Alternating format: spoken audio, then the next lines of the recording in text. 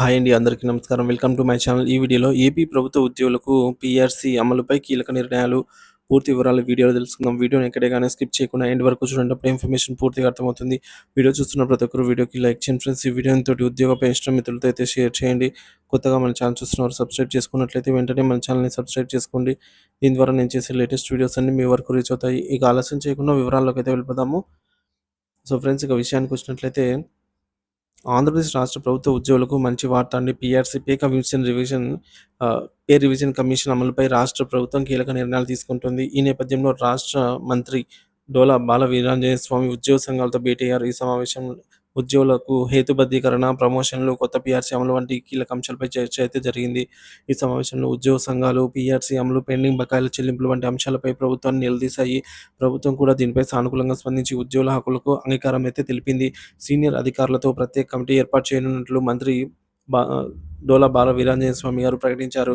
ఈ committee PRC అమలు, DA చెల్లింపులపైన సమీక్ష చేయనుంది. ఇక ప్రభుత్వం చేపట్టబోయే కీలక చర్యలు చూస్తున్నట్లయితే పీఆర్సీ అమలు త్వరితగతిన పూర్తి చేయడము, పెండింగ్ డీఏ బకాయిలను విడతల వారీగా చెల్లించేందుకు ప్రణాళిక సిద్ధం చేయడం, ఉద్యోగుల ప్రమోషన్ ప్రక్రియ వేగవంతం చేయడము, సచివాలయ ఉద్యోగుల భద్రతపై హామీ ఇవ్వడము, సచివాలయ ఉద్యోగుల భద్రతపై స్పష్టత. గత వైసీపీ ప్రభుత్వ హయాంలో ఏర్పాటు చేసిన గ్రామ వార్డు సచివాలయ ఉద్యోగుల విభజన సరిగ్గా జరగలేదన్న విమర్శల నేపథ్యంలో ప్రస్తుత ప్రభుత్వం దీనిపై దృష్టి సారించింది.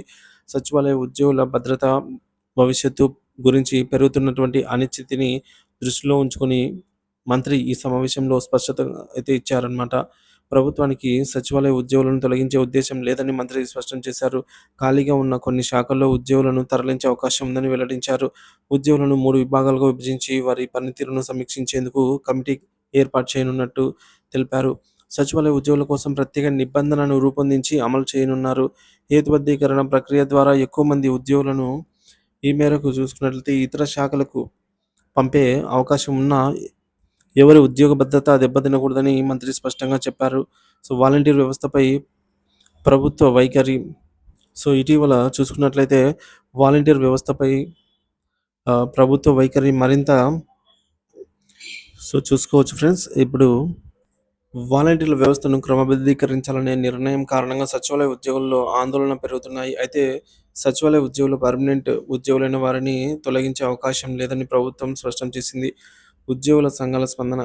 ఈ సమావేశం అనంతరం ఉద్యోగ సంఘాలు ప్రభుత్వ హామీలను స్వాగతించాయి. అయితే ప్రణాళికలు మాత్రం కాకుండా వాటికి అమలు చేయడంపై ప్రత్యేక దృష్టి పెట్టాలని అయితే ప్రభుత్వాన్ని కోరారు. ఉద్యోగుల సంక్షేమానికి సంబంధించి హామీలు వేగంగా చేయాలని ఉద్యోగ సంఘాల నేతలు అభిప్రాయపడ్డారు.